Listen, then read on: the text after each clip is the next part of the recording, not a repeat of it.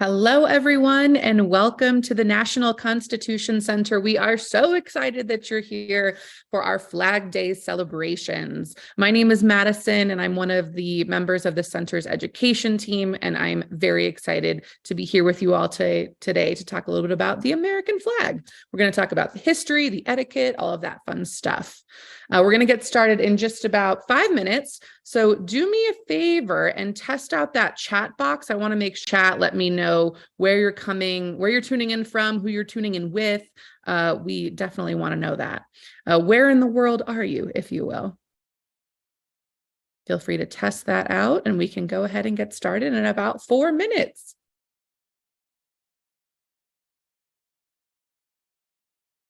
Oh, welcome, George. We've got New York in the house. Very nice. Oh, Chris, you're very local. You're in Pennsylvania. It's Swarthmore. Very nice. Going to be really fun. Hi, Linda. It's good to see you. Linda from Indiana. Awesome. Amy watching from the greater Chicago area. Oh, nice. We love that you teach pre-service teachers at the College of DuPage. Am I getting that right? So happy that you're all here. We've got about 4 minutes until go time, and then we're going to go ahead and get started. This is a fun one. I love learning about the American flag. This is going to be a great show. I should also point out that while Flag Day is definitely a big day that we celebrate at the Constitution Center, it is also the Army's birthday. So we've got two big milestones that we're celebrating today of two American institutions, the American flag and the U.S. Army. We have a lot of fun programmings happening today, including this one, but I will tell you, and I'll be sure to send an email directly after this program ends, that we have a program later featuring one Miss Betsy Ross. So she'll be joining us today, which is going to be a lot of fun. Emily, hi. Emily from Annapolis tuning in. Wonderful. We're doing great with our state representation here. This is awesome. One of these days, I'm going to get every single state and every single territory in one of these classes, and then I will have peaked. I will be so happy. Pumped that you're all here. This is going to be a really fun show.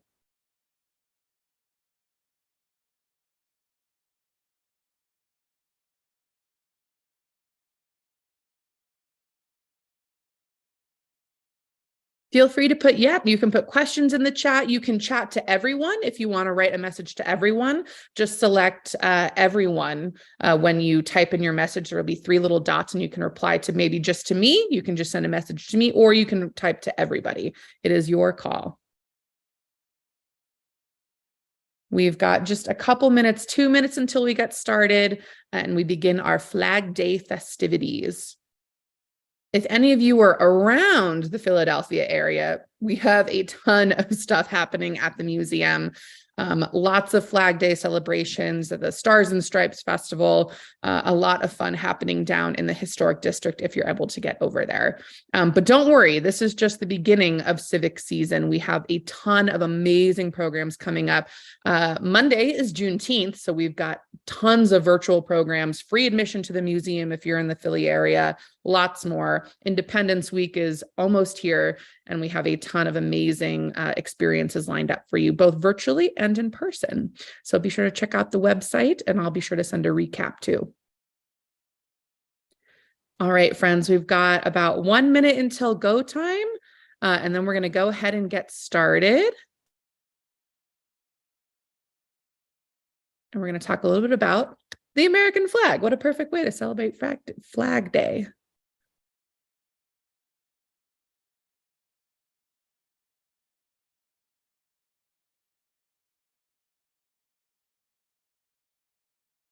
One of our other programs today will be honoring the U.S. Army. We have Army vets. We're going to live stream a veterans chat with Army veterans, talking a little bit about their experiences, why they joined the Army. That's going to be wonderful too. That'll be happening at 2:45 Eastern today, and I'll make sure to send out a link after this program for the rest of the events happening today if you'd like to tune in. I'm really excited for that Betsy Ross one, though. That's going to be exciting. We're going to talk a little bit about her today in this show as well. All right, everyone. It looks like it is about go time, so I'm going to go ahead and remember to record this. Here we go. Welcome, everyone, and happy Flag Day. My name is Madison, and I'm a member of the National Constitution Center's education team. And I am so excited to have you here to talk a little bit about the history of the American flag. We're not just going to talk about the history, though. We're going to talk about etiquette, proper ways to display and fold the flag, and also some constitutional cases, some Supreme Court cases that deal with the American flag kind of at the center. So we have a lot to cover today, a lot to do. And I want to make sure that everyone, if you have questions, feel free to pop those into the chat. That is your best way to communicate with me throughout this program. And it's going to be a fun one. I'm going to do my best to save some time at the end to answer questions, and I'll try and kind of sneak some in throughout the program too. But we might as well go ahead and get started because we have a lot to cover today. And we can probably begin with a flag. That seems appropriate, right? Now, take a look at this flag here. Does it look familiar? It's okay if you are saying, no, this does not look familiar at all. Probably not, right? This is known as the Grand Union flag, and this is one of the most common flags displayed in the United States after independence. Now, I'm sure you see the 13 stripes, and those look familiar, but what about that symbol in the top left-hand corner? Do you recognize it? Does anyone know what it is? Take a minute, noodle around, pop some guesses into the chat or the Q&A box. I'll give you a couple seconds. It looks familiar, right? Now, some of you may recognize that it is indeed the Union Jack, which was the flag of Great Britain. Now, you may be asking yourself, why are we flying a flag that has the symbol of Great Britain on it when we're fighting to become independent from them? Great question. And there's a couple of reasons why we have this flag in such prominence kind of in the colonial era. There was some difficulty deciding, first of all, on what our new flag should look like. And this one was widely acceptable and convenient. People knew what it was. So this is kind of one of the convenient flags that we have. Now, of course, many of you probably associate this flag that we have here on the right associated with revolutionary America, with the American Revolution. Now, of course, you probably recognize this one on the right here. And you probably recognize the 13 stars arranged in the circle on the blue field and the 13 stripes alternating red and white. And does anyone want to pop in a guess who made this flag? I always love asking this question, and I'll give you a little bit of a hint. It's a little bit of a gotcha moment, but feel free to pop into the chat who you think made this flag, or who is widely credited with making this flag. I'll give you a hint. You don't have to go very far from the National Constitution Center to find it, rather to find her. You may know this flag as the Betsy Ross flag. That is correct. Excellent work. Now, that's how the legend goes, right? Betsy gets a lot of the credit for designing this flag. But what if I told you that there's actually not a lot of evidence to support that she designed and even made the first American flag? Betsy Ross was certainly a prominent citizen in Philadelphia, really important in the Free Quaker Meeting Society. She was a prominent businesswoman. We're going to learn more about her later when she comes to visit us. But she didn't really, there's not a lot of evidence to support this. She was certainly important during the time of the Revolution, and her other contributions should definitely be known and stated, but the flag is not really one of them. We can't really prove it, if we will. We know that she did make many flags in her lifetime. There's just no confirmation of this legend that she designed this first flag. You might be familiar, though, with this picture here on the left of the screen. This painting of Betsy Ross meeting with some very important figures, and this beautiful flag kind of draped across the floor there. Many scholars agree that it in fact was not Betsy Ross, but a man named Francis Hopkinson who designed the first flag. Now, has anyone heard of Francis Hopkinson? Let me know if you have, because I'll be a little surprised and very impressed, because most Americans probably haven't heard of him. Shocking, though, considering that he is a signer of the Declaration of Independence, and he is credited with designing the first flag. He was a delegate to the Continental Congress in 1777 from New Jersey, and he presented the Continental Congress with the design of the first flag. The flag would have been approved on, surprise, surprise, June 14th, Flag Day, 1777. And that's where we kind of see that it's been resolved that on this day declared that the flag of the 13 United States should have the 13 stars and the 13 stripes. But that's pretty much the extent of what we know the flag to need to look like. There's not a whole lot of guidance. So that's where we get the first official flag of the United States. And here's a portrait of Francis Hopkinson, so you can get a closer look at him here. But why is he not credited with designing the first flag? He had a lot of disputes with the Continental Congress, like a lot. Not only did he design the first flag, but he also claimed to design the Great Seal of the United States. And in 1780, he asked to be paid by Congress for creating both of those designs. I'm going to flip to the seal here so that you can see it. But he was never paid for either. And that's kind of where his kind of memory and his contributions to the flag kind of fall out of the mainstream narrative here. It's not really until like the late 1800s that descendants of Betsy Ross and people who know her story kind of really glamorize it and kind of push it the mainstream. It's not until the late 1800s that she kind of becomes the sole narrative of designing the United States flag. So she is kind of credited with that, not until the 1800s does she really kind of become cemented in many of our memories as the designer of the flag. So as time went on, people forgot about Hopkinson designing the flag, and more Americans became to see Betsy Ross as the maker of the first flag. But remember what I said about the Flag Act of 1777, the 13 stripes and the 13 stars, and the colors, of course.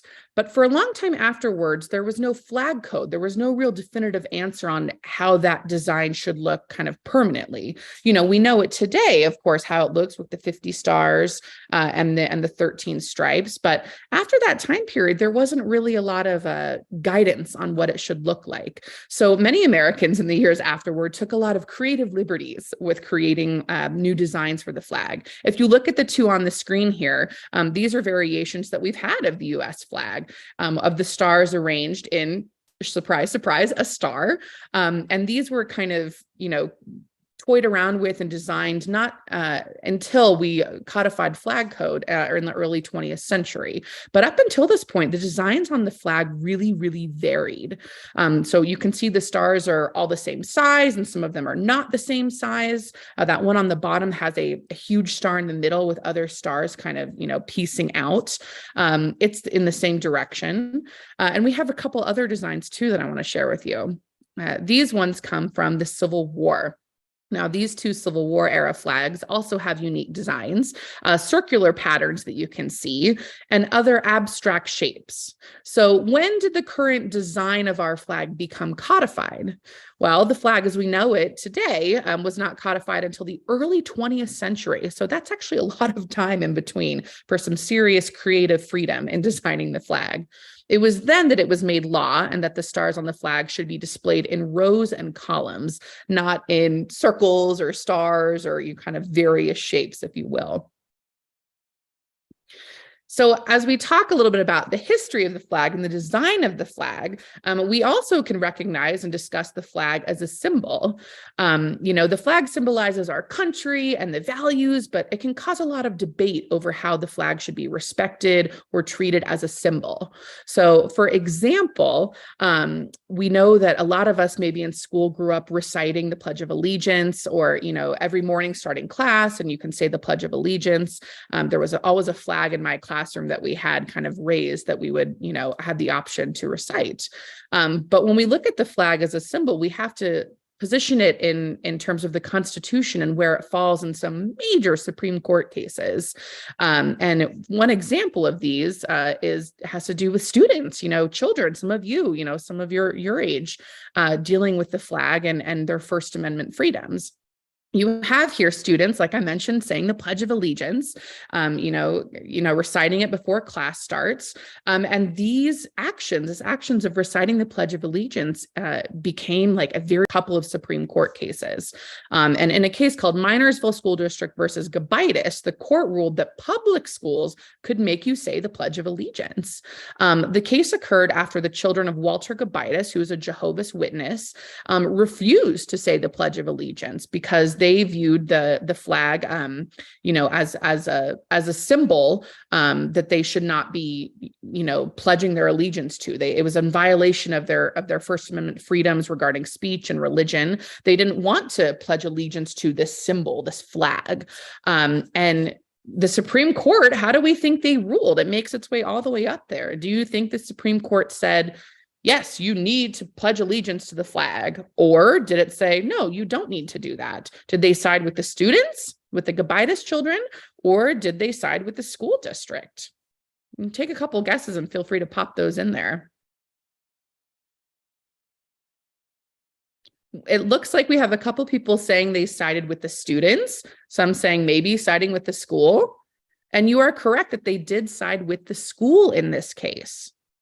But a few years later, there is another case. This one is called West Virginia versus Barnett, where we still have here kind of the symbol of the flag at the heart of one of these controversies, one of these court cases, where similarly to children refused to say the Pledge of Allegiance, and they were expelled from school. And they sued on the grounds that it violated their First Amendment rights. Unlike, though, in the Gobitis case, this time the court sided with the plaintiffs, and the Barnetts won their case, citing that public schools cannot force children to, or cannot force you, anyone really, to say the Pledge of Allegiance.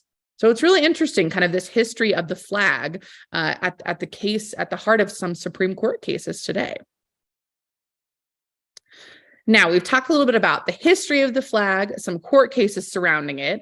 I think it's time we dive into flag etiquette. So does anyone know any rules when it comes to handling the flag?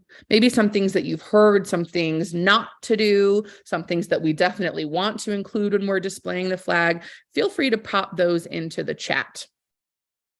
Something that you should definitely do or not do with the flag. Mandy is the first to say, and Antoinette as well, do not let it touch the ground. You are correct. That is definitely a big one. I feel like many of us might be familiar with that. But there are a couple of other guidelines that we can talk about when it comes to displaying the flag. One of them is that you should not display the flag at night unless it is illuminated. And of course, you should not fly torn or tattered flags, damaged flags. And we can see a couple more guidelines in the next slide on how to display. So one of the things to be mindful of when talking about the flag is how you display it, and mindful of the location when you're displaying it. When it's displayed alongside other flags, as you can see in the picture on the left here, those flags should be placed to the right of the stars and stripes as we see here. Now, remember the Union, which is what we call the field of blue and the stars. Remember the phrase flag's own right to help you out if you ever forget. If you are hanging the flag over a street, always remember that the Union should be on the north or east side of the street. Now, the Union should also be the furthest point from the building. So if you have a flag extended from the building, you want it to be the furthest point from the building. Now, if you're on stage, like we have here, this person here on the right and the image on the right, with the flag behind you, the Union should be over your right shoulder, and it should be on the left-hand side for people in the audience. So next time you're watching, we've got an election coming up next year. We're going to see definitely some political speeches, some campaigns, some rallies. Take note, just for fun, just to see where the flags are displayed. You're probably going to see a few behind the speaker. So make sure you check that out and see if they're following flag code, see if they're displaying the flag correctly. Now, what about raising the flag? We always want to raise the flag quickly, kind of, steady pace, but quick, and then lower it slowly. And even when you need to raise the flag to half staff, we want to raise it all the way up to the top first, and then slowly raise it to half staff. So when raising it should be quickly and then lowered slowly. There should always be someone waiting to receive the flag, because remember, we talked about we never want to let it touch the ground. So someone should always be ready to receive the flag as it's lowered to make sure it doesn't touch the ground. But what do we do when a flag is at half staff? And when do we put a flag at half staff? Does anybody know some reasons or examples of why we might have a flag that is at half staff? There are a couple of dates throughout the year that we can see the flag at half staff. Some very good answers. I see, yep, when a national tragedy has taken place or when a political figure passes away, we have the flag displayed at half staff on certain dates like September 11th, Pearl Harbor Day, Memorial Day. And then when displaying the flag at half staff, we see it raised up all the way to the top here and then lowered halfway. Memorial Day is an interesting one, though, because every Memorial Day, there's unique rules with raising the flag. As the flag is only at half staff in the morning, but then at noon, it reaches its full height. We go back up and we raise it to full staff. So there's a little fun flag tidbit for you. Lots of rules with raising, displaying, the etiquette of flags. You can definitely check out, there's flag code that you can read if you're very interested and you want to learn more about the flag. I definitely recommend checking that out. It is a wealth of information. And then finally, we can talk about folding the flag. The flag should be folded lengthwise twice, then folded into a right triangle, only with the union visible when finished. So for those of you, if any of you did this in school, making paper footballs, if anyone made those paper footballs, those triangles, you can kind of see how we fold the flag. If you have done it before, maybe you've done it and you've practiced your flag folding abilities. But if you haven't, you can practice with paper footballs first, and then you can try your hand at folding the flag. We definitely always want to fold it into triangles. That is the shape we're going for. And kind of show you an example here along the dotted line. That's where you want to kind of flip the flag and fold it as you're going. Every other fold, the stripe should be pulling parallel to each other, all in the same direction or perpendicular like a street corner. So keep folding it that way until you get it into that triangle that is at the bottom of the screen there. And then with the last fold, the person holding the union end, that blue end there, tucks the last bit of fabric into the folded flag. So you should have kind of like a pretty perfect triangle with these stars showing. If you can try your hand at it, it can be difficult, but you can definitely master the perfect flag fold. Now, we talk a little bit about history, etiquette, displaying, and folding of the flag, but some questions that we get a lot of flag days of the past that a lot of you have actually brought up are what to do with a flag when it is no longer usable. What if it's tattered? What if it's torn? Just like there's proper etiquette for displaying the flag, there's also etiquette for respectful disposal of the flag. And flags can be given to state and government offices to be included in flag retirement ceremonies conducted by the American Legion, which is pretty cool. Also conducted by scout troops, as you can see in this picture here. Flag retirement ceremonies usually occur on, surprise, surprise, June 14th, Flag Day, where they are respectfully burned. So you can see here that there are proper ways to dispose of the flag in a respectful kind of ceremony. If you have retired flags at home, you can absolutely dispose of them respectfully if you would like to do so. So this kind of rounds out our etiquette portion and really rounds out the conclusion of the show here with our disposal of unserviceable flags. But I hope you all learned a little bit more about the history of the flag, as well as how to properly display and handle the flag. And thank you all for checking out our Flag Day programs. Like I mentioned, we have some seriously fun ones happening today. In just a couple hours, Miss Betsy Ross is going to join us, talk a little bit about her role or her perceived role in designing the flag. And it's also the U.S. Army's birthday. So we have Army veterans who are going to be talking about their experiences serving, and that's going to be a wonderful program as well. So with that, I'm going to formally end this program here. Wish you all a very happy Flag Day, and we hope you have a wonderful rest of your week. And we hope to see you again soon. All right, everyone.